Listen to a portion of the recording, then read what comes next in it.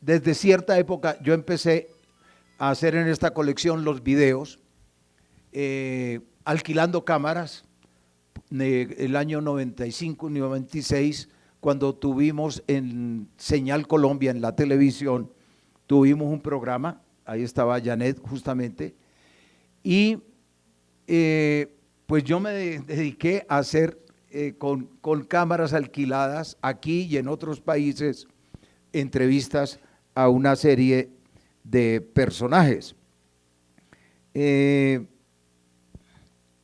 Veamos, por ejemplo, ¿puedes localizar fácilmente a Compay Segundo?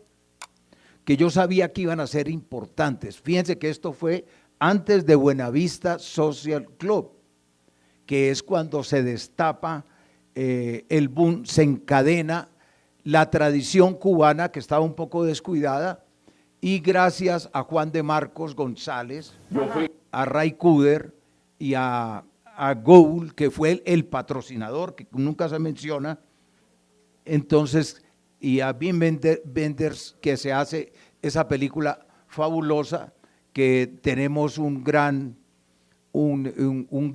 resurgir, un revival, como se llama, de la música tradicional cubana, que también tiene su parte de suerte. Realmente iban a buscar era a Rey Caney o Reinaldo Hierrezuelo en La Habana, pero Reinaldo lo agarró una afección pulmonar tan grave, una bronquitis o pulmonía, que lo tenía, era al borde del sepulcro. Y alguien dijo, pero ¿por qué no buscan a Compay? A Compay yo lo había conocido en los hoteles de La Habana, cantando en el lobby, cantándole a la gente sus composiciones. Yo me quedaba embelesado oyéndole a alguna gente, y después, ¿qué hacía Compay? Sacaba su sombrero para que le dieran monedas o algunos pesos, de eso vivía, y realmente no era muy reconocido. Pero alguien cuando gritó, claro, se pensó, y no hubo personaje mejor escogido que ese, por su carisma, su simpatía, su inteligencia, no obstante de estar tan viejo. Mírenlo ustedes cómo brilló en el escenario mundial. Yo fui quien hice el dúo Los Compadres y le puse Los Compadres. ¿Por qué le puse Los Compadres? Porque allá en Santiago de Cuba todos los amigos no se saludan, oh, mi amigo, sino se dice compadre. Allá en Santiago, ¿qué pasa, compadre? ¿Dónde va, compadre? Y eso. Entonces le puse el dúo Los Compadres. Pues porque había un locutor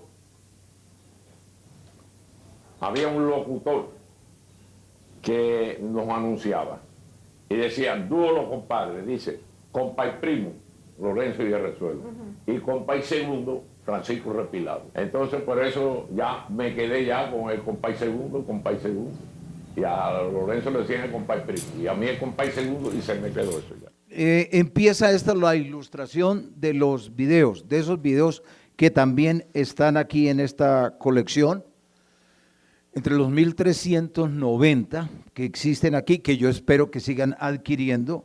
Esa es mi aspiración, no encuentro lugar mejor que este, y la Biblioteca Nacional. La Biblioteca Nacional compró la mayor parte de las entrevistas a colombianos, pero ni siquiera la compró entera, y ahora no tienen presupuesto para terminar de adquirirla. No entiendo el proceso de paz, cómo le recorta la cultura y cómo deja a estos entes, a estas instituciones. Sí, lastimosamente no entiendo por qué los conservatorios de música, que les he ofrecido mucho estas entrevistas, no reciben con alborozo estas ayudas, porque yo siempre hago una pregunta, hago varias, pero una de las que más suelo hacer es qué recomendaciones o qué consejos les da el maestro a quien estoy entrevistando a los jóvenes que se inician con la música, a los jovencitos o a los niños incluso. Y he recibido muchas respuestas, ¿no? Pero todas muy interesantes. Por ejemplo, Charlie Palmieri, que decía, lo primero es empezar por la música del país, primero hay que conocer esa, y como técnica que estudien la música clásica. Me ha parecido de las dos más acertadas que cubren ambos factores, porque lo enraizan con el país, pero también le ofrecen la técnica de la música clásica difícil de igualar, porque quien estudia la clásica después la puede aplicar a cualquier género que quiera, a lo folclórico, a lo popular, al jazz o a la misma música clásica, como se dice, ¿no? De manera que esa respuesta tan tibia, acá solamente Javeriana me ha comprado, y porque estoy allí con los 2 programas de radio, un paquetico muy pequeño, y no he logrado que aquí hay por lo menos 12 conservatorios y academias privadas en esta ciudad de muchachos que están estudiando la música y que sobre todo a través de los videos pueden adquirir mucho conocimiento. Tenemos, ¿cuál fue el maestro a propósito de eso que nos decía? A Reinaldo Jorge, ¿lo dejaste o no? ¿O no lo dejamos?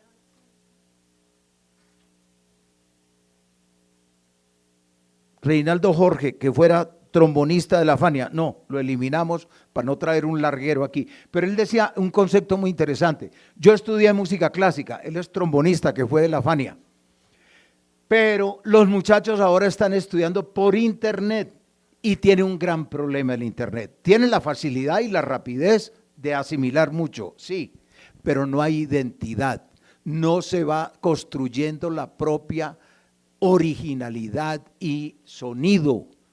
Importantísimo lo que él dice, ¿no?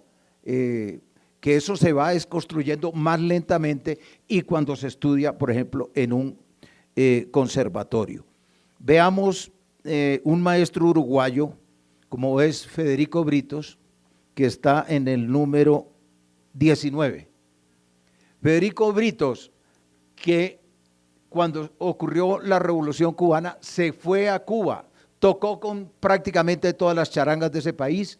Él era concertino, primer violín de la Orquesta Sinfónica del Uruguay. Y en Cuba tocó, por supuesto, con la Aragón, con Fajardo, con la Sublime, con la Ideal, con todas las orquestas charangas de ese país. Oigan el importante planteamiento que él hacía sobre el danzón. ¿Cuándo y dónde nació usted? Tú me tienes que decir cuánto tiempo tienes por eso de cronológicamente, porque con la edad mía podemos estar conversando 2 o 3 días. Qué agradable. Yo nací en Montevideo. Fragua, esta última obra de Danzón by Six y lo que ha seguido. Bueno, Danzón by Six es el producto de un viejo, digamos, anhelo que yo siempre tuve. Y dentro de todo, en estos últimos años me he puesto a pensar un poco más, porque yo generalmente no pienso ni en lo que hice ni en lo que voy a hacer. Pero siempre tengo un proyecto, 2 o 3 proyectos. Y conversando con mi familia, con los cuales tenemos siempre una permanente reunión, en broma, en serio, de todas las cosas, ellos sabían que yo tenía planes de hacer algún disco de danzones. Porque yo siempre fui un enamorado del género del danzón, que me parece el género más elegante de la música cubana, el que tiene una estructura musical más completa, es un género comparable dentro de la música popular con los choros, los choriños brasileños, incluso con el tango, de los tangos de la década del 40, del 50, tienen toda una estructura que no tiene el bolero, que no tiene el son, que no tiene el cha-cha-cha, tienen esos géneros que son muy buenos, tienen otra estructura. El mambo es otra historia, el guaguancó es otra historia, tienen otros condimentos. Ahora, el danzón, que no es negro, ni es español, ni es indígena, que viene de las danzas y las contradanzas francesas, finales del siglo XIX, que nace en Matanzas con Miguel Failde, yo siempre fui un enamorado de esa música. Y esa música, lamentablemente, en los últimos años, cada vez se toca menos. Con la excepción, naturalmente en Cuba se toca, pero tampoco en los bailes se toca tanto como se tocaba antes. En todos los sets, las charangas tocaban 1, 2 o 3 danzones. Y en México, ¿no? Pero en México se sigue tocando. En Veracruz se toca todos los días y en Ciudad de México se toca los fines de semana. Y entonces, como muchas cosas que yo he tenido el deseo de hacer, siempre pensé que no tenía que esperar que me viniera a buscar una compañía para hacerlo. Entonces tomé la iniciativa porque durante toda la vida, muchos años, yo pensé que si tenía un proyecto, tenía un plan o algún deseo, que tenía que hacerlo y no llegar a viejo y decir, me hubiese gustado hacer un disco de danzón y no lo hice porque me quedé en mi casa esperando que venga la Sony o que venga Universal y me diga cuánto necesita, ¿qué necesita? 200.000, 300.000. No, porque esas cosas a veces se dan y a veces no se dan. Entonces decidí producir yo un disco. Con tanta suerte, que un día me encuentro en un estudio de grabación en Miami con un productor haitiano. Fíjate cómo es la historia. Se llama Fred Paul. Y que produce en especial música haitiana para Haití, para la gran colonia haitiana que hay en la Florida, para Canadá y para las islas. Y me dice, en esos tiempos acababa yo de grabar, él estaba muy entusiasmado con el disco que había hecho, con el que yo había participado. Pero el disco existe, lo pueden conseguir, que es magnífico, que se llama Danzón by Six, por 6, ¿no? Él, entre otras cosas, él ha tocado con Gonzalo Rubalcaba, tiene un magnífico grupo, vive en Miami, y este maestro está presto a que lo contraten. A mí me encantaría que a Colombia viniera Federico Britos. Cuando termina la entrevista, él me dice, hágame el favor, me ha gustado mucho la entrevista, ¿me puede dar una copia? Le digo, mañana yo voy al laboratorio aquí en Barranquilla a ver quién me le saca la copia y se la regalo. Pero usted hágame otro favor, comuníqueme con Israel López Cachao, que es tan difícil de entrevistar, porque tenía un sobrino terrible que se creía el dueño de él y no dejaba, y mira el reloj, Federico, y me dice, es el momento, no está con él. Vamos, y en el hotel, eso fue en Barranquilla, en el Hotel del Prado, entonces visitamos a Cachao, que sale Cachao él se alisaba el pelo con plástico así, yo no sé qué es lo que se ponen ahí. Y Federico les dice, estos señores y este señor y estos camarógrafos han venido desde Bogotá para entrevistarle. Entonces digo, con mucho gusto, enseguida. Se vuelve a comprobar lo que yo les digo, que siempre los que están alrededor son menos amables que el artista mismo. Y Cachao fue delicioso, 25, 30 minutos, hasta cuando llegó el sobrino, que empezó a regañarlo. ¿Y tú por qué estás dando entrevistas si esta noche tienes que tocar? Y dijo, estoy feliz, estamos bien aquí. Yo le dije al tipo, por favor, 5 minutos más, vamos a redondear y lo dejamos tranquilo.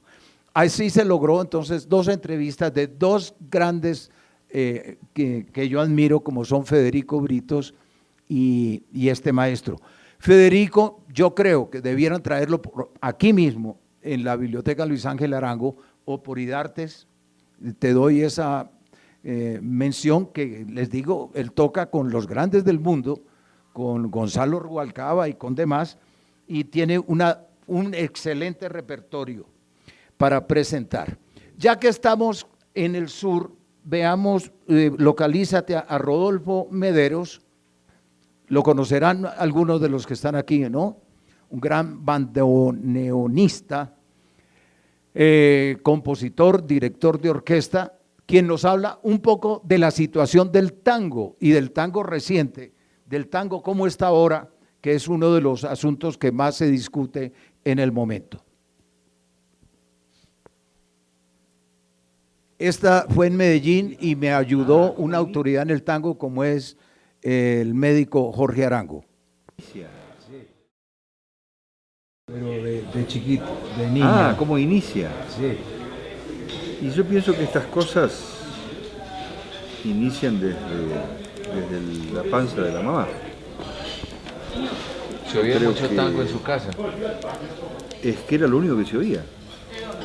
En Buenos Aires del 40 era el preponderante el tango. ¿Qué otros ritmos oía No usted? era preponderante, era lo único. Lo único. El bolero también estaba en los 40. Sí, pero el bolero no es una música nuestra. Por supuesto que se escuchaban otras músicas, Claro. pero nuestra nuestra cultura, digamos, la música que nos identificaba era el tango. Nótese que hablé en tiempo pasado, ¿no? Claro. Porque hoy ya no nos identifica. Ya no. ¿Qué los identifica Por eso entonces hoy en día? Y la música McDonald's. Sí, Que no identifica a nadie. claro. La música que no... Música, digamos, eso ni siquiera es música. Las expresiones pseudoartísticas que tienen que ver con el poder hegemónico, ¿no? Las culturas regionales han caído en un franco deterioro. En los 40, ¿quiénes eran entonces el público de los boleristas, de Leo Marín y de Hugo Todos, Román? todos nosotros Todos escuchábamos oían. las músicas, estas que tú estás diciendo, de boleros y que por otra parte es una música maravillosa. Cuando se traslada usted a Córdoba con su familia, allá también el tango era Sí, igual que en Buenos sí. Aires. El tango empezó a decaer, digamos, a sufrir el deterioro que sufrió a partir de los años 60 tal vez. Ahí empieza a notarse una declinación. Aquellos grandes músicos y creadores, poetas y intérpretes y arregladores, bueno, se fueron muriendo, fueron desapareciendo, y las culturas regionales fueron penetradas por el imperio, ¿no? Entonces nos impusieron músicas que no tienen que ver con nuestro origen, músicas generalmente de origen anglosajón. Y esto fue contaminando el gusto de las generaciones jóvenes de esa época, y la dictadura militar colaboró también con gran parte del deterioro y la pulverización de estas culturas. Videla, Onganía, De esta manera, gente de sí, los claro. 60. De manera que el tango hoy es una especie de reducto, yo pienso que es como un libro que contiene todos esos secretos, esas magias, pero que no es una cultura que esté viva y que represente a la sociedad. La sociedad oye otras cosas. El tango quedó como reducto para música de culto, para aquellos entendidos, especialistas, que disfrutan con esta música, que no son muchos, o para el turismo desprevenido que consume un tango de segunda categoría, ¿no? O de tercera. Me han dicho que un sector de la juventud ha vuelto a bailar en grandes espacios donde están Sí, aprendiendo. la danza se ha puesto de moda. ¿Es solo Pero una moda? cultura no se pone de moda, una cultura existe. Cuando se pone de moda ya no es cultura. Y lo que está de moda después se pone... Sigamos en esa apertura de las cuales también les quiero dar fe, que ha interesado toda la música. Sigamos porque todos los pueblos, si uno se pone realmente a penetrar en ellos, encuentra algo siempre muy interesante. Fue así como llegamos a donde Horacio Ferrer, el organizador del Museo del Tango en Buenos Aires, gran poeta, gran escritor, que fue quizá el letrista preferido de Astor Piazzolla, y para seguir esa bella herencia que en el tango dejaron Cadícamo, Homero Mansi, los hermanos Espósito, etcétera, nos contaba algo sobre una canción que seguramente ustedes conocen, que se llama La balada para un loco, que el texto es del maestro Horacio Ferrer, fallecido hace un par de años. Esta entrevista fue en el 2014, y donde nos dijo lo siguiente, sobre todo explícitamente, sobre esta canción que empieza: las callecitas de Buenos Aires tienen un no sé qué, ¿no? Maestro, por favor, háblenos un poco sobre Balada para un loco, que creo que de las canciones es la que más acogida ha tenido. Son cosas, no se puede fabricar éxitos. Para mí el éxito es una coincidencia maravillosa entre el artista y el público, que de pronto gustan de la misma cosa. Es así. Y entonces no es un milagro, tiene una cierta lógica, porque las letras y las músicas y las melodías de pronto son la predilección de multitudes.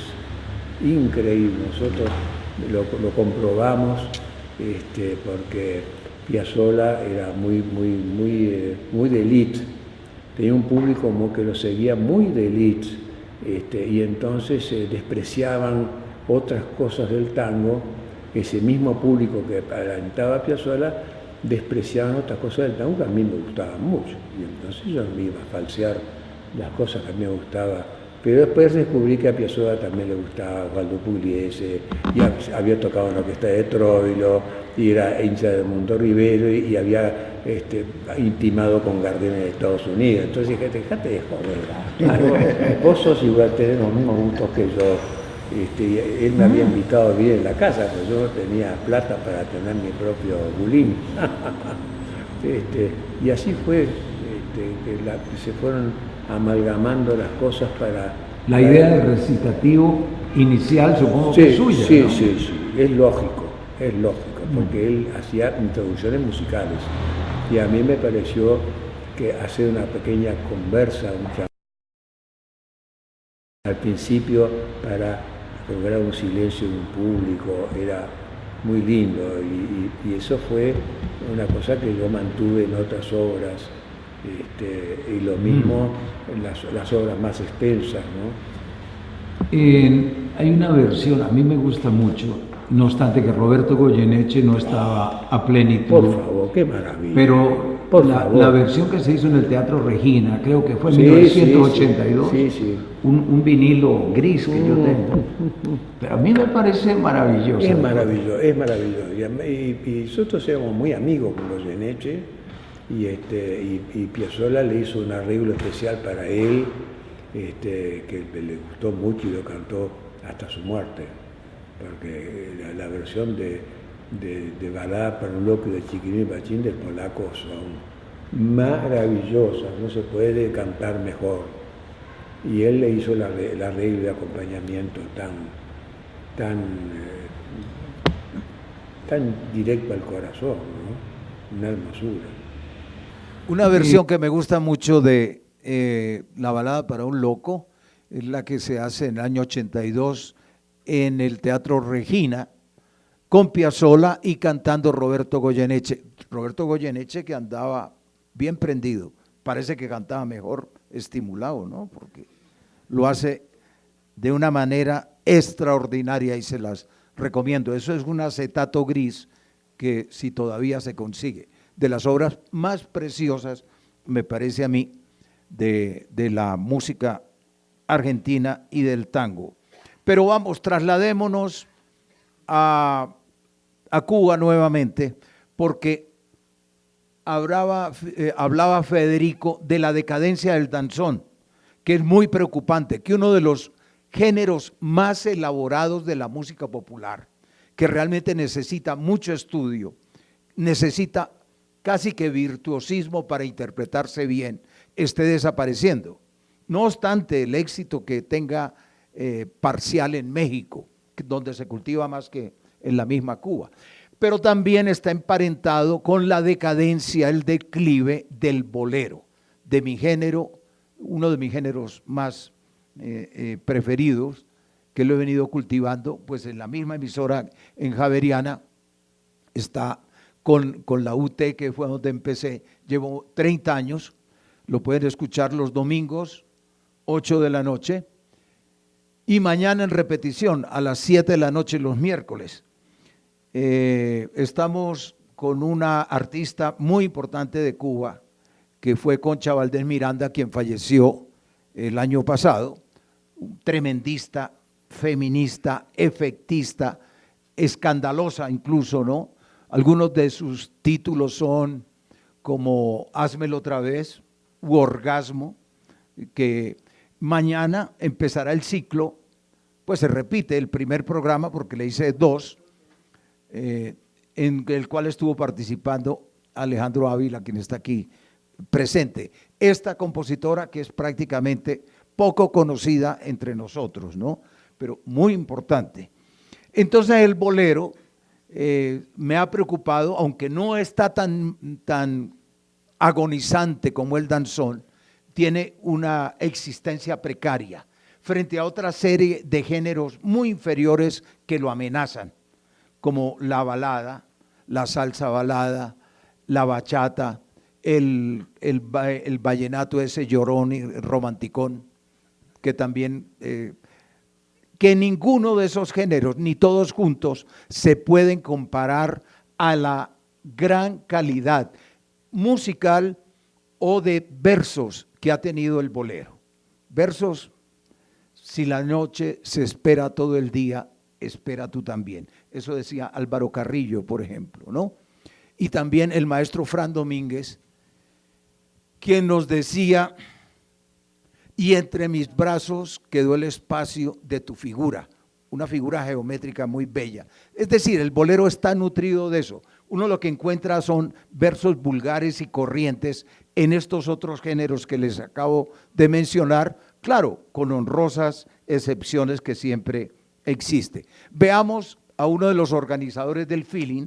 Saben que el movimiento del feeling es, la diferencia en el bolero es que no tiene un ritmo tan marcado, es mucho más declarativo, más simbólico, utilizó mucho las armonías debussianas y ravelianas y del jazz y de la música brasilera.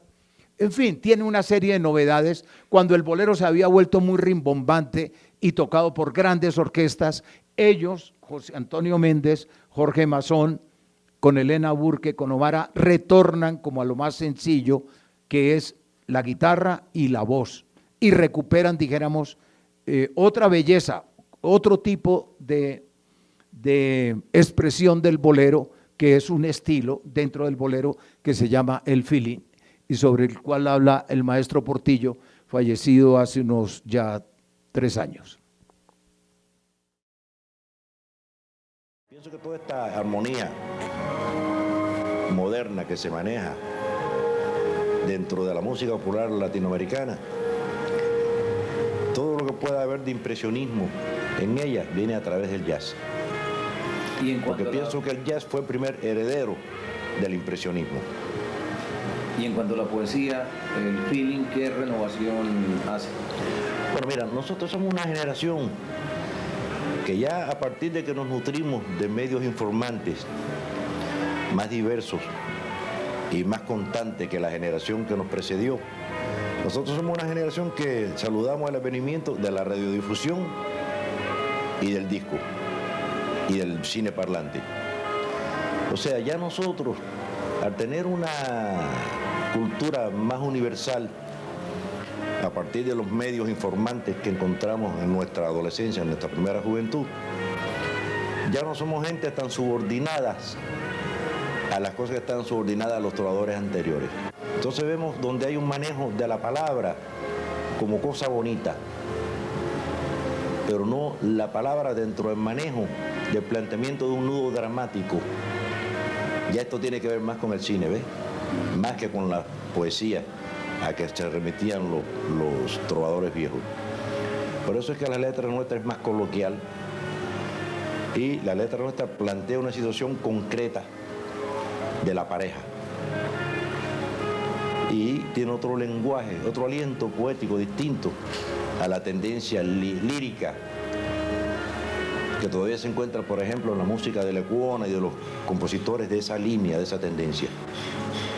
Nosotros, vaya, en fin, somos más modernos, sin que esto fuera una posición de impugnación a lo que existía.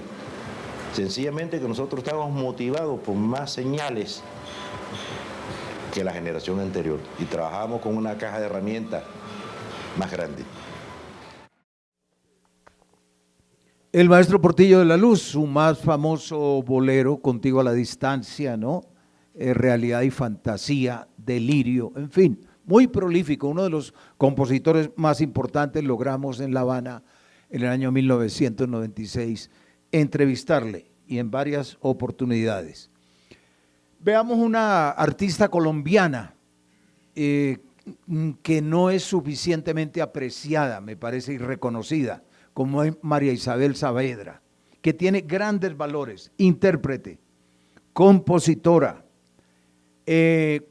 escritora, además, dueña de una gran personalidad.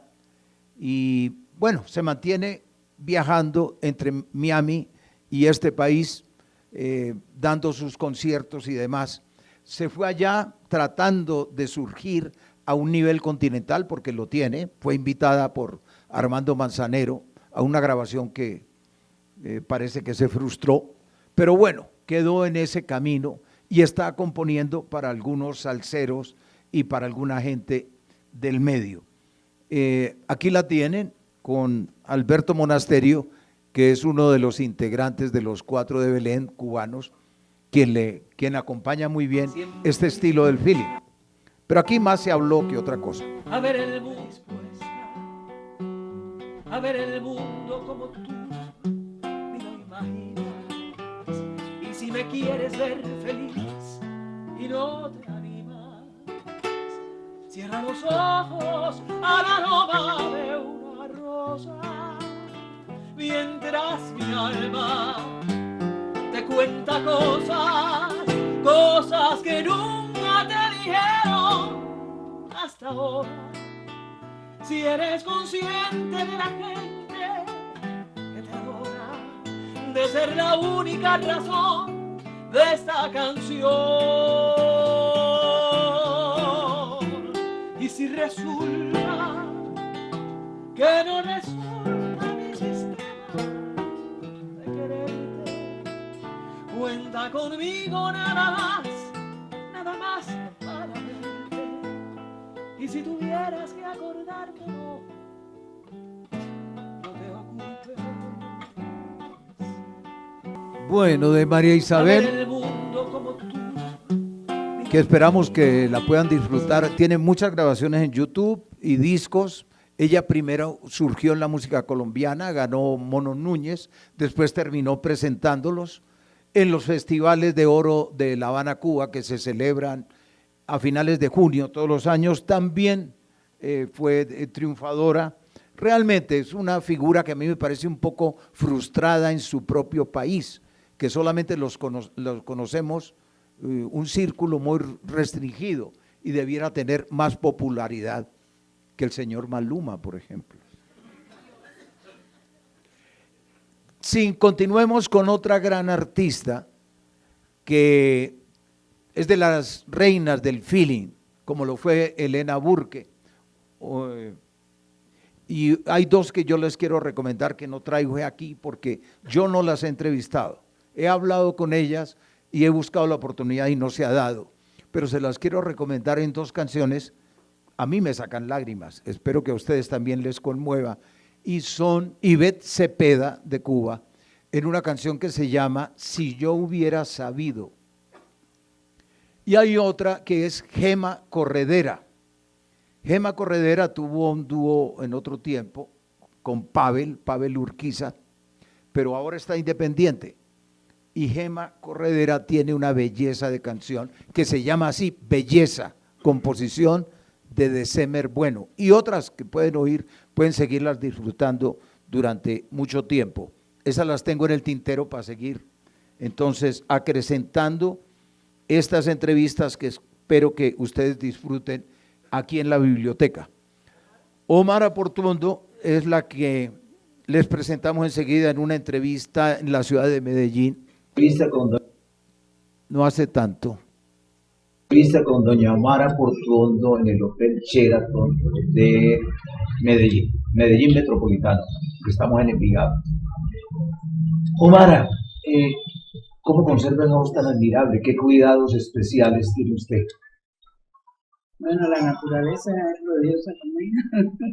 Esa voz me la dio la naturaleza. Tiene que ver los genes de mi padre. No, lo que hago es tratar de dormir, no alcohol, no fiestas, no me gustan. Fumar. No fumar, aquí tú fumabas, ¿sí? Pues bueno, no. Pero porque no me gusta, simplemente me gustaba mucho el deporte también, mi padre es un gran deportista. Pelotero, ¿no? Sí, bueno, sí, eso me gusta. Y bueno, no me gustaba nada de esas cosas. Bueno, yo pienso que qué bueno que haya fiestas, pero no me gusta nada. Eso es lo que hago, con el amor se hace. Cuando tú amas lo que tú haces, te sientes comprometida con ellos, pero no un compromiso de corazón. Y eso es importante. Bueno, ella ha sido una mujer realmente muy ordenada, muy juiciosa, pero la quieren matar antes de tiempo porque le acaban los parásitos que están alrededor, como con Compay Segundo, cuando se desata una fama mundial, quiere meterla dizque, a encabezar un restaurante en La Habana.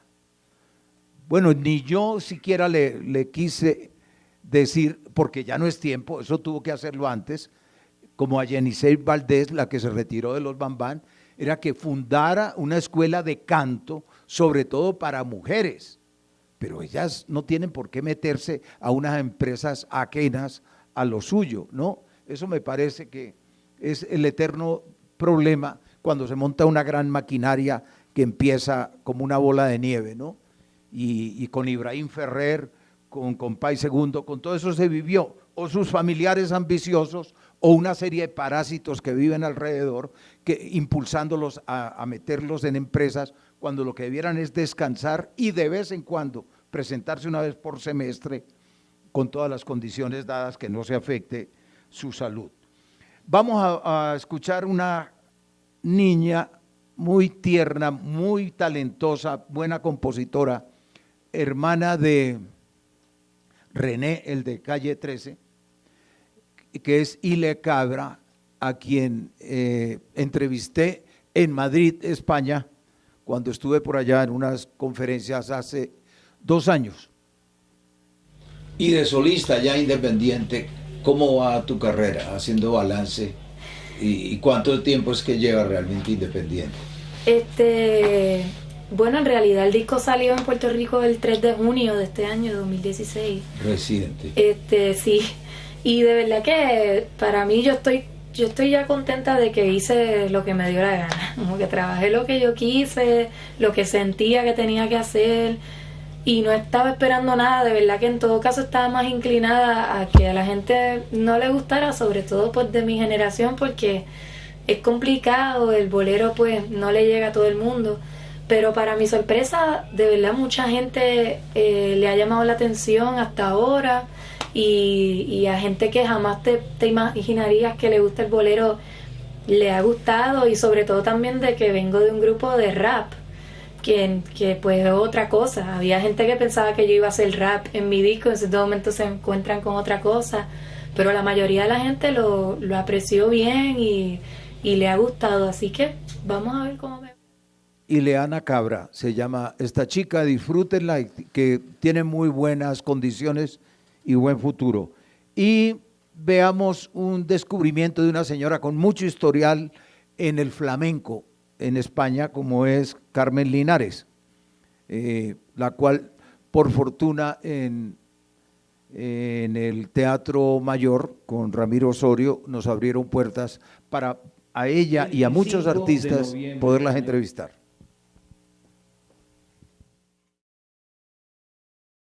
25 de noviembre, año 2010, entrevista con doña Carmen Linares en el camerino del Teatro Mayor de Bogotá. ¿De familia de músicos, artistas? Mi padre era un gran aficionado al flamenco y tocaba la guitarra, pero no era profesional. Pero de todas formas mi afición viene a través de él, porque él tocaba la guitarra en casa. Y bueno, yo desde chiquitita canto. ¿Su nombre? El nombre de mi padre, Antonio Pacheco. ¿Qué artistas importantes ha dado en este arte Jaén, su tierra? Pues Jaén es tierra de cantaores, de toreros también. Y bueno, pues había la Niña de Linares, una cantadora muy antigua.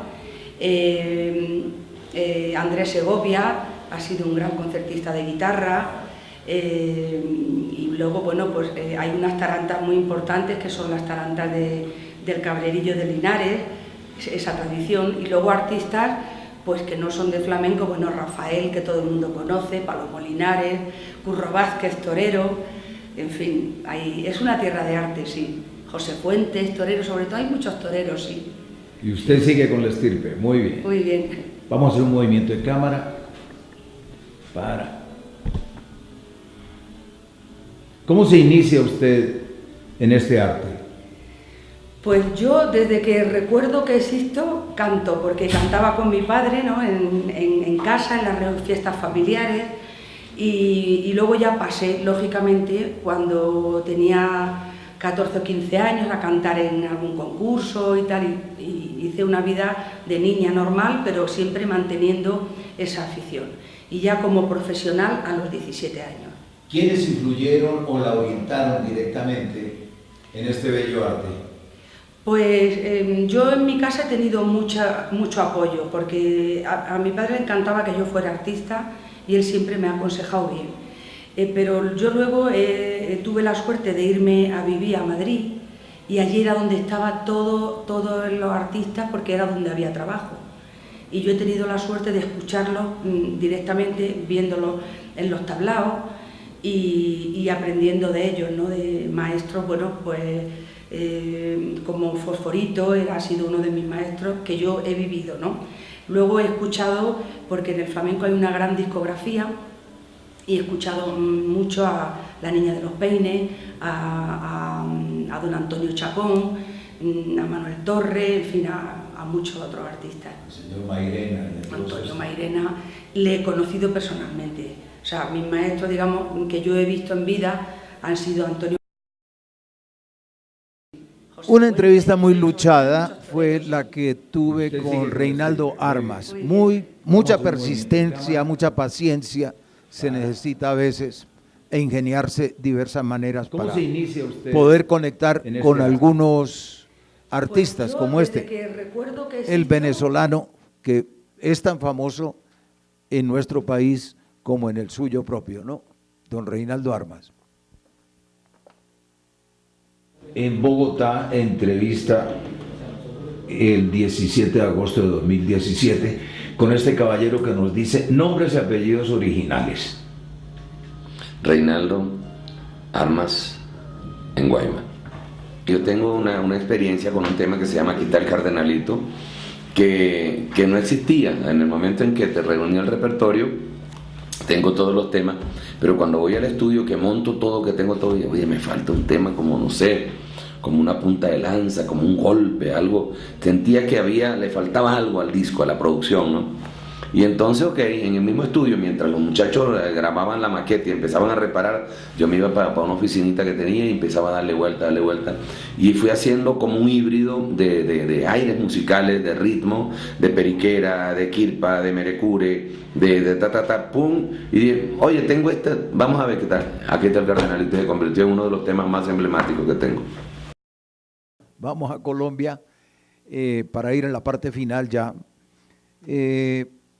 donde, fíjense ustedes, a veces hay gente muy propicia para las entrevistas, supremamente cordial o jovial, como el maestro Blas Emilio Ateortúa, que estuvo también aquí en este mismo escenario antes de presentar un ciclo en esta biblioteca, y a quien, por fortuna, aquí le conocí, y amabilísimo me recibió en el hotel donde estaba radicado con su esposa, y en 2 sesiones, en 2 días, hicimos más de 3 horas de grabación.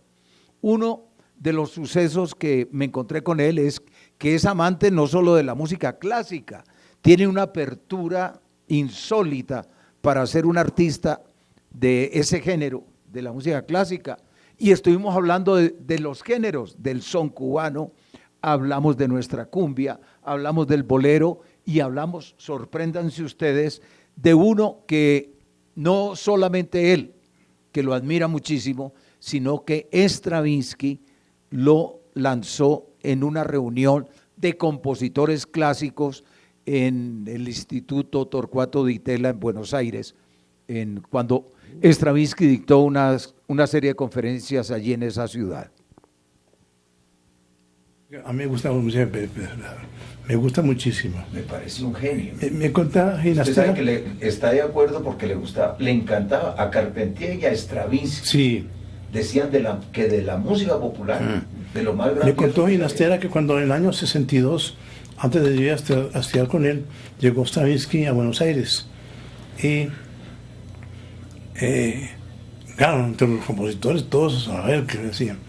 Estaba dirigiendo la orquesta en un intermedio, fue al camerino, y entonces como no, así todo yo, mira, así lo remediaba Ginastera, y hablaba así en francés, pausito. Entonces les preguntó a todos en francés, ¿Todos son compositores? Sí, todos son. Mira, así. Entonces le preguntó un periodista, maestro, para usted, ¿quién es el compositor más importante de América Latina? Que nos miró a todos así. Que nadie respiraba, nos miraba a todos así. Se fue a un rincón. Pérez Prado. Así. No me diga. Así. Y yo le pregunté al maestro, maestro, pero él lo dijo en charla o en broma. Tomando en pelo y en serio. Muy ágil. Porque a él le gustan mucho todas estas cosas exóticas. Claro. Pérez Prado. Y la parte del... Pasemos a otro aspecto de la música colombiana, como es el reino de la carranga, con nuestro amigo Jorge Velosa. Difícil de entrevistar. Me parece que hay músicos que a veces son tímidos y disfrazan eso huyendo o poniéndose de mal genio y demás. Pero luego de que empieza la conversación, si es agradable y se sabe tocar la fibra necesaria, se entra en una armonía bastante fecunda. Una anécdota, si sirve de algo. Floro aportó, el personaje le aportó una exclamación a la jerga interiorana. En nuestra tierra llaman leco el grito, lo que caracteriza una región. Por ejemplo, el llanero tiene el grito llanero. ¡Ay! O por ejemplo la gente de la costa norte tiene, o de parte de ella tiene el ¡huepa hey! Bueno, eso no es pastuso, ¿no?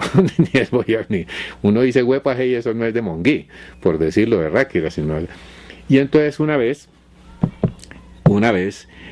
se me olvidó, yo había hecho unos 8 programas, participaba en unos 8, en el total yo creo que estuve en unos 60 o 70, no me acuerdo cuántos programas estuve en el Chinche.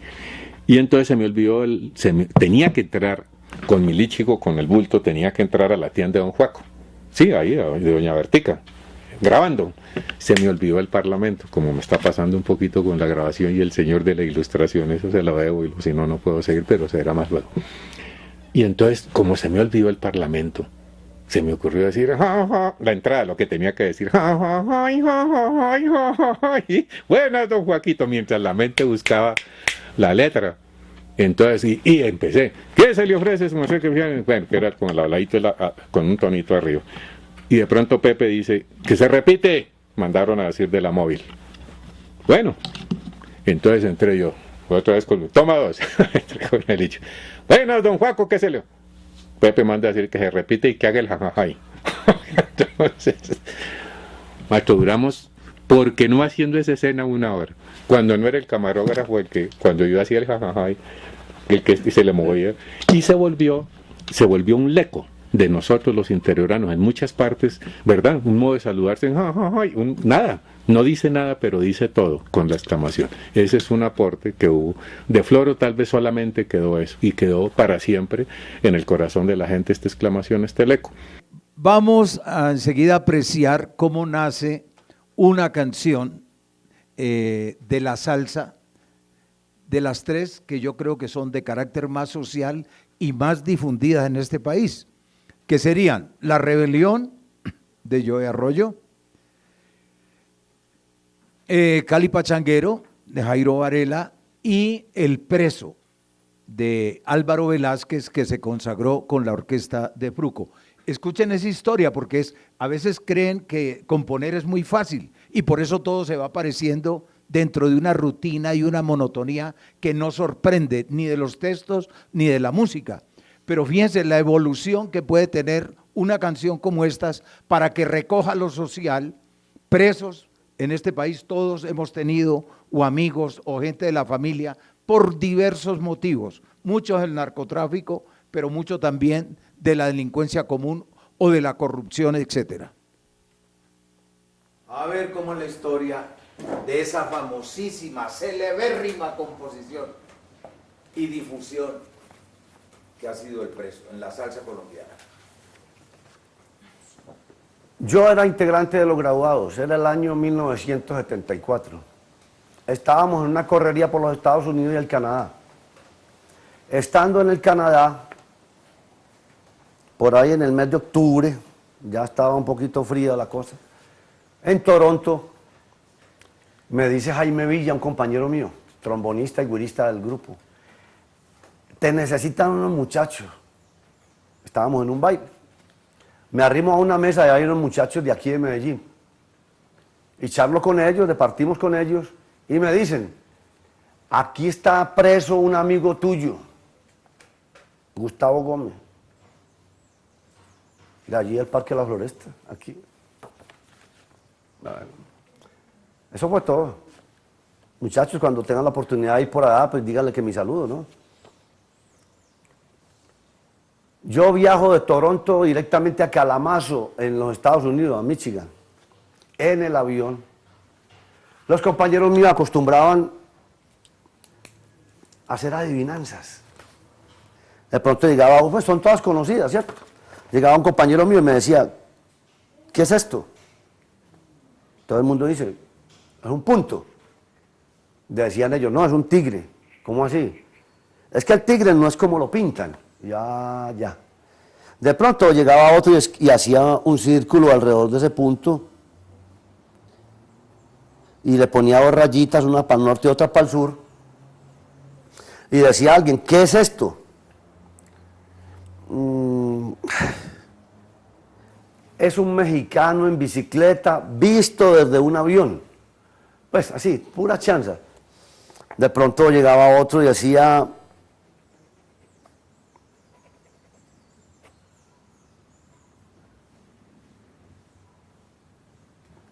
¿qué es esto?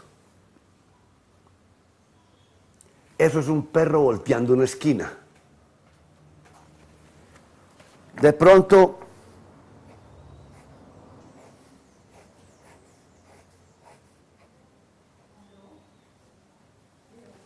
decían, ¿qué es esto?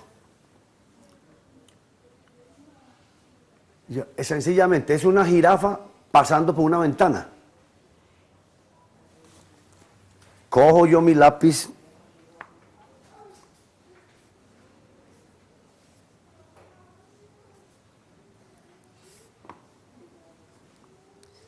y les pregunto, ¿qué es esto? Me dicen, es un cuadrado. Y yo, sí y no. Falsos positivos, sí y no. Vuelvo.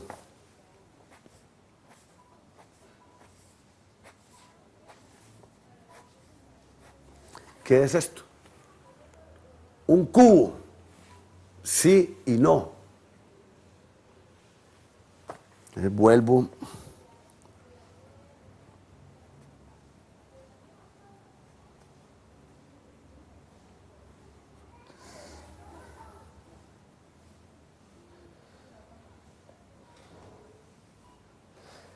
¿Qué es esto?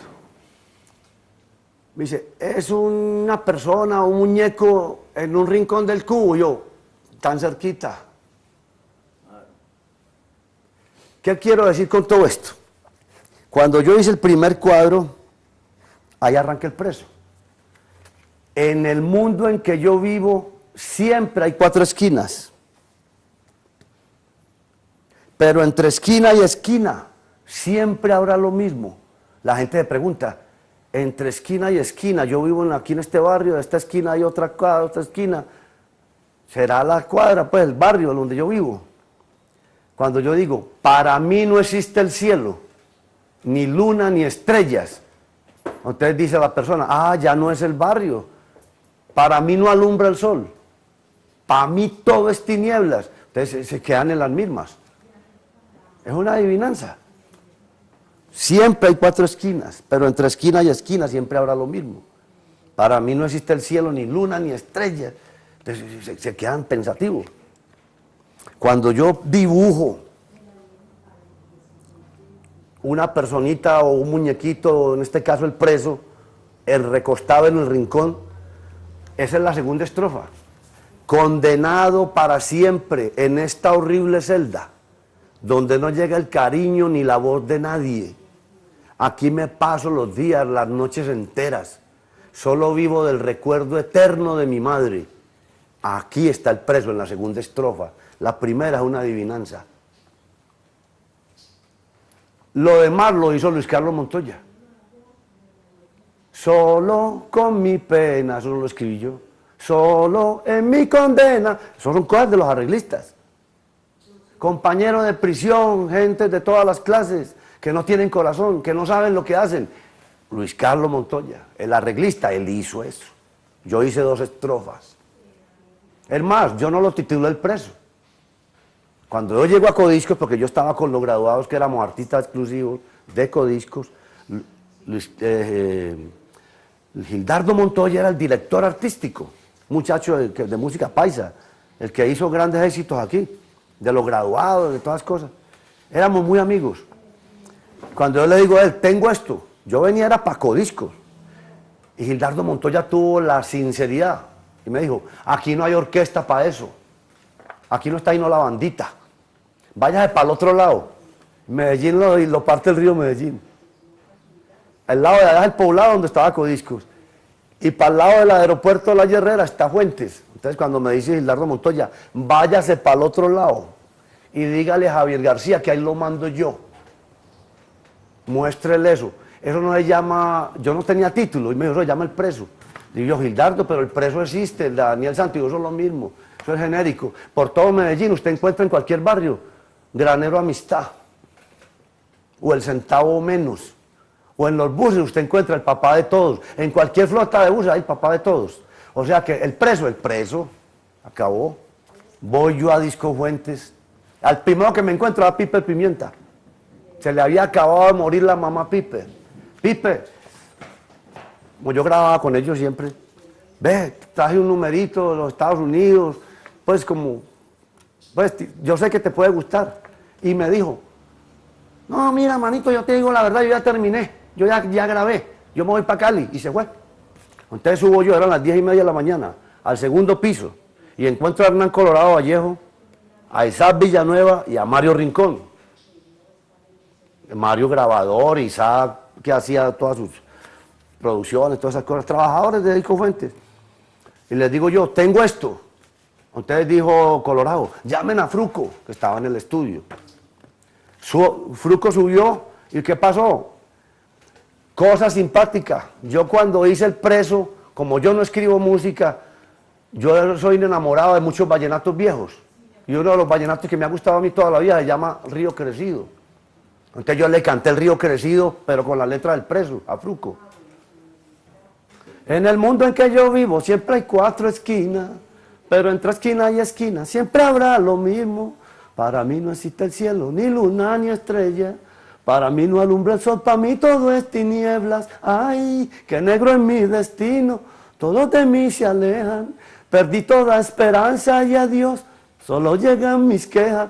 Entonces después me dice, Luis Carlos Montoya había acabado de entrar ese día como arreglista de Disco Fuentes. Me dijo, el memorándum, que Luis Carlos lo conserva. Entiéndete con Luis Carlos. Y Luis Carlos se queda mirando la letra y me dice, Álvaro, la salsa es en menor. Me estás cantando un vallenato, pues esa música no es tuya, eso es de Julio Fontalvo. Hace una inversión al menor. Entonces cogió la guitarra él, yo empecé, en el mundo en que yo vivo, por ahí vas, invirtiendo la otra. Una inversión de mayor, lo volví menor. Y Luis Carlos ya se encargó del resto. Esa es la famosa historia del Preso. Le han salido por ahí 6 autores. Me han amenazado, me han perseguido. Me han tildado de ladrón en revistas en Venezuela. En fin, con el Preso hasta he sufrido. La plata, no sé cuándo me la van a entregar. Ya que estamos en esto de la salsa, pongamos a Eddie Palmieri, refiriéndose a tanta basura difundida que hay en estos momentos en los medios masivos de contaminación, con excepciones. Esto fue tengo que saltar a Joe Arroyo, que lo tengo aquí también, pero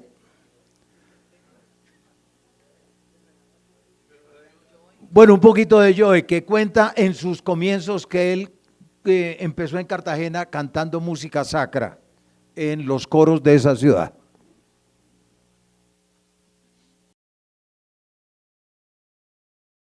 Niñez, tu infancia en Cartagena.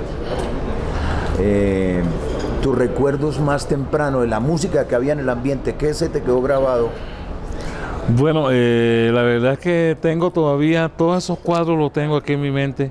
Yo pienso que los primeros pasos que uno hace en cualquier profesión, los primeros pasos que uno hace se le quedan indelebles en la mente. Y para mí, lo que es Cartagena, Barranquilla, los primeros pasos fueron muy buenos. Yo empecé en Cartagena, los primeros pasos, de verdad, yo cantaba en un coro, el coro de Santo Domingo, del Colegio Santo Domingo, y hacíamos, se llamaba la Coral Cartagena. Yo recuerdo que el profesor de música del Colegio Santo Domingo, el profesor Montoya,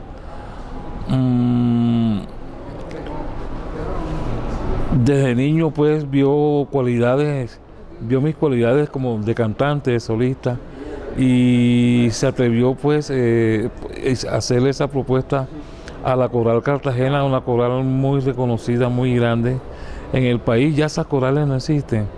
Eran corales de 60, 70 personas y todos eran lectores. Lo hacían para... Cartagena siempre ha sido una ciudad como muy católica, donde hay muchos los obispos y arzobispos. ¿Y San Pedro Claver? Es perfecto, entonces allá mucha música sacra. Y pues yo tuve esa oportunidad de cantar esa música y era un solista, era un niño. Y tenía tenía 60, 30, 40 voces, depende de los temas que me hacían en el fondo. Entonces eso, para mí, eso me marcó mucho. Esos fueron mis inicios, y ya como empezar a ganar dinero, yo también estudiaba con... Perdón, antes de que sigas adelante, ¿recuerdas de esa coral algún repertorio que te gustara especialmente, algunas piezas, villancicos? Sí, sinceramente nunca me gustó nada de eso. No, nunca me gustó. Yo las cantaba, pero nunca me gustó la música sacra, o sea, no me vendió la música sacra. Sí cantaba ciertas cosas. Hay uno que se llama Opus Dei, que precisamente ayer oí cantar un pedacito, un cantante de ópera que está de visita aquí en Colombia ahora mismo. Lo cantó ayer en televisión. Lo cantó un pedacito ayer en televisión. El tema se llama Opus Dei, pero en realidad no tengo idea de esos temas. Yo lo hacía como niño y esos eran temas religiosos, de verdad no. Ajá. Yo después contó cómo hace una primera etapa de la música sacra y después la hacen los prostíbulos, donde cultivaba mucho el bolero y la salsa, naturalmente. Y luego después, prácticamente como esta ciudad tan difícil, yo también viví allí en Cartagena de Indias, lo expulsa, no le da el apoyo necesario, y por eso él adopta a Barranquilla. Y en Barranquilla me quedo, y en Barranquilla se quedó, realmente. Veamos a uno de los grandes de la salsa, también que estamos de acuerdo en defender con calidad, fundamentalmente con educación, con apreciación musical, frente a esta batahola que existe de música tan mediocre pero tan difundida.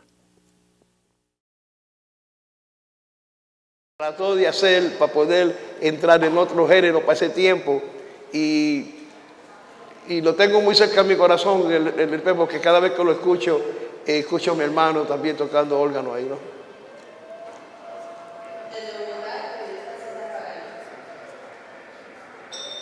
Maestro, César. quisiera preguntarle, frente a la invasión que tenemos de lo anglosajón y sobre todo de modas malas como el reggaetón idiotón, ¿cómo podemos enfrentar con unos consejos suyos, sobre todo para los artistas jóvenes que se están desarrollando en nuestro medio, para preservar la identidad? Bueno, César, es una tremenda pregunta, porque el problema es que el éxito que tiene la música de reggaetón, ¿no? Nadie se quiere quedar sin gasolina, ¿no? Me explico, ¿no? Sin una gota de gasolina no va para ningún lado. Después tenemos lo que está pasando ahora de reggaetón, ritmotón, salsatón, es todo en ton. Y el problema es que es un tremendo éxito. Hay baile que viene con el mensaje, los estudiantes, o mejor dicho, la juventud está apoyando esa música. Los directores ahora de diferentes orquestas están apoyando los raperos de esa música también.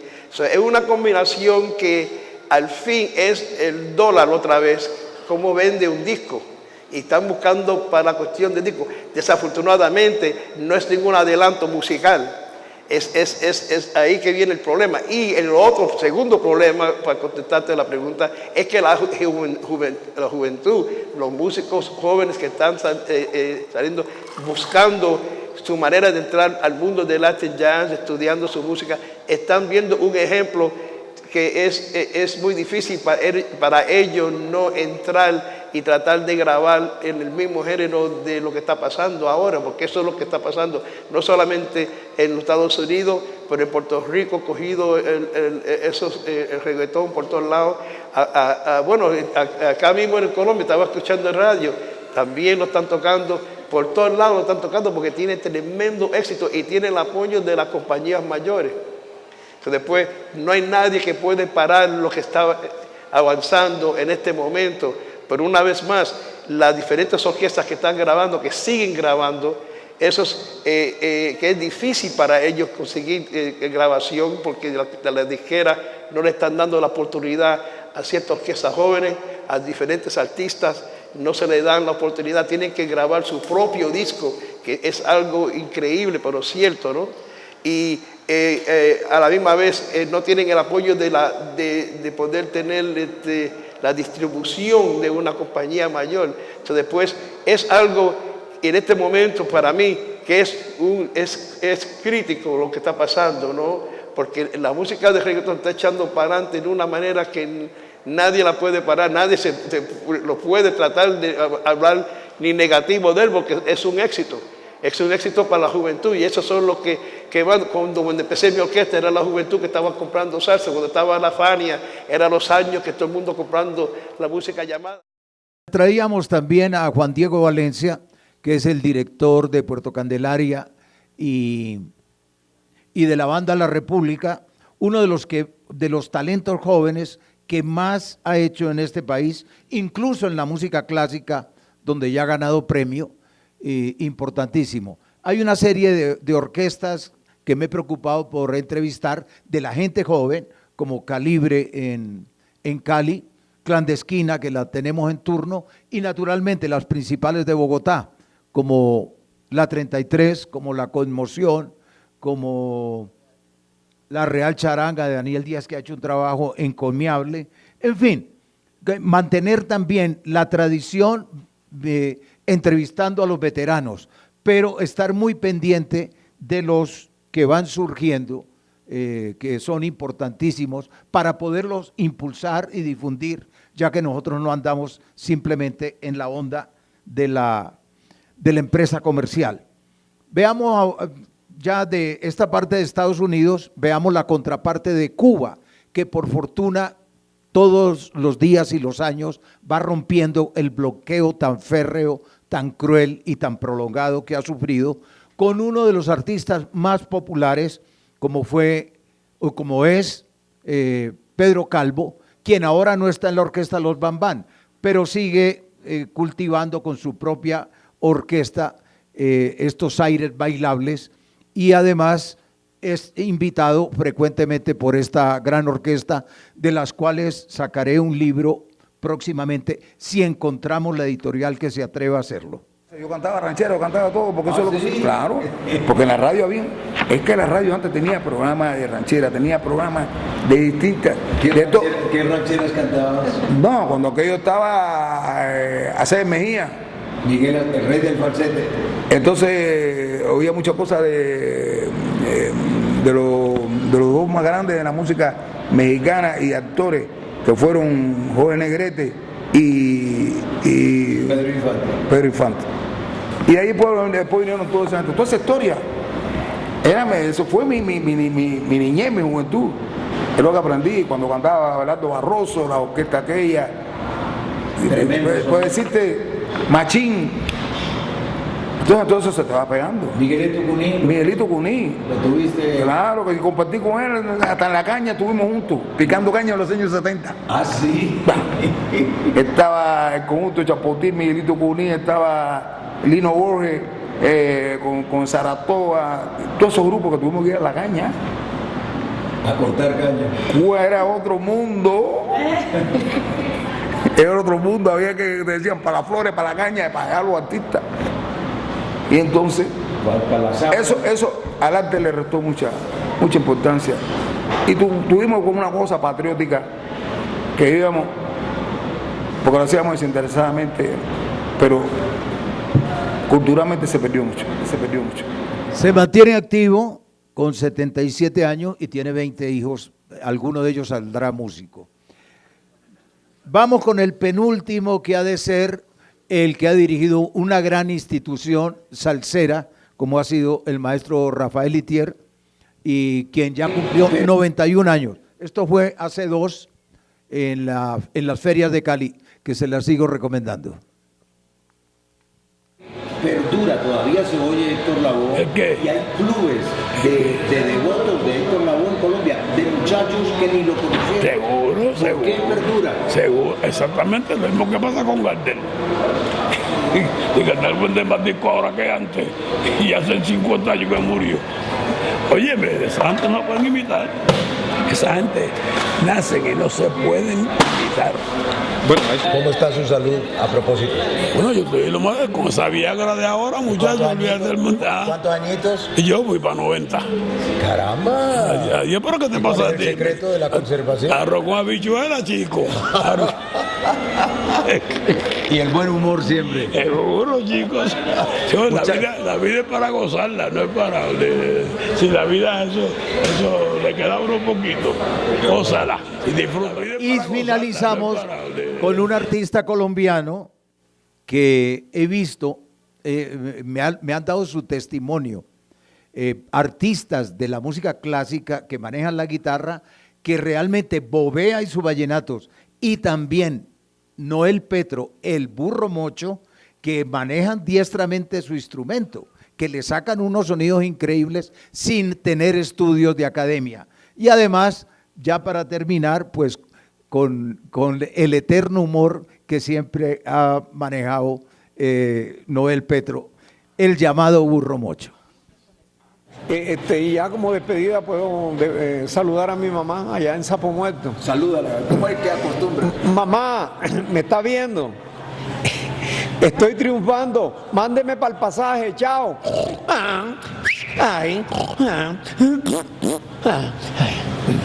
Penúltima pregunta. ¿Tus boleros favoritos cuáles son? Es que son tantos. ¿Te acuerdas de los diamantes? Sí, bellísimo. Son tantas cosas bonitas. Otro bien lindo. Mentira que te aleja. Lo de tú quizás de niño, porque me hace mucho recuerdo. Claro. Salud. Y gracias por la entrevista. Espero que le mandes a decir a mi mamá con tiempo allá a Sapo Muerto. Hazme un favor, te identificas y me autorizas a mí, a César Pagano, para la divulgación de esta conversación que hemos tenido. Bueno, con todo el gusto. César Pagano, yo te autorizo para la divulgación de esta entrevista y espero que sea un éxito, que le guste a todo el mundo, que mi mamá se entere allá en Sapo Muerto, que todo salga bien, que le guste a la burra mocha Claudia y a todo el mundo. Muchas gracias a ti, un abrazo. Buenas tardes. Bueno, a don César, muchas gracias por esta bella ilustración sobre el trabajo que viene realizando. Creo que no hay parangón de la labor que ha cumplido con relación al tema. Pienso que si hubo algo antes que llamaba mi atención, por ejemplo, fue las voces literarias de la HJCK, que también se formalizaron y que uno consigue algunos discos en formato de CD y de LP. Y venía hablando con mi esposa la preocupación precisamente de que todo este material debe quedar en alguna parte donde el público interesado pueda hacer la consulta, porque esto no para acá. Yo pienso que es un trabajo para la posteridad. Nosotros estamos acá, pero hay gente que en el futuro va a estar interesado en lo que es la buena música, y esta labor, repito, es única, y agradecemos que haya podido hacer el contacto con la universidad, con la Banco de la República, para que acá se pueda llegar a ese trabajo. Mi pregunta es, ¿cuál ha sido la entrevista anhelada que nunca se ha logrado? Porque debe haber alguna entrevista que dice, quiero conversar con este personaje, pero nunca, ¿y por qué? ¿Qué ha pasado ahí de pronto? Gracias. O algunas, sí. Pues ya dije una de aquí, de este país, de Carlos Vive. Y de afuera he perseguido mucho a Joan Manuel Serrat, a quien admiro profundamente, pero no es fácil. No ha sido fácil y bueno, espero tener suerte y vida para lograr entrevistas como esa. También,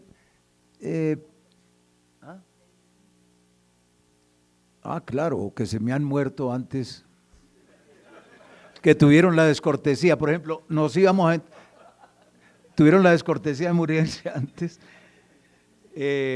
porque habíamos quedado con Marcelino Guerra, que fue invitado a un festival en Bilbao, País Vasco, donde iba Cristóbal Díaz Ayala y fui yo también.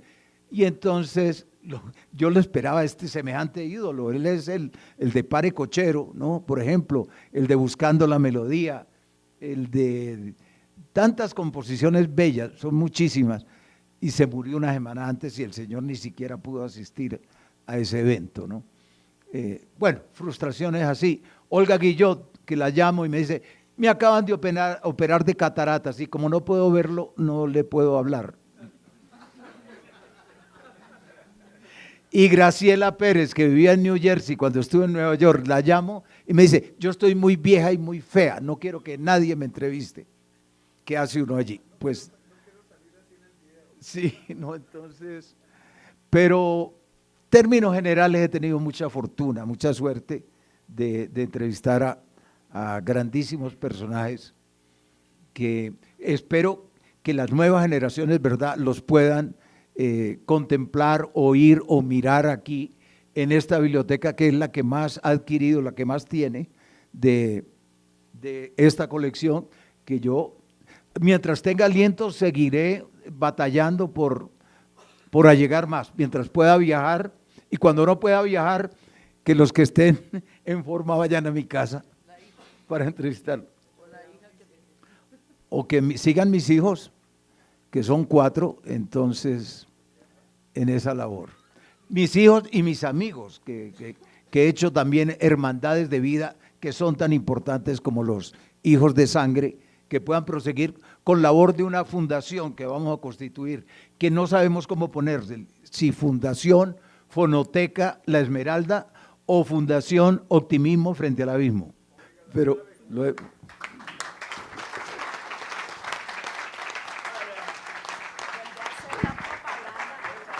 Chácata y prácata.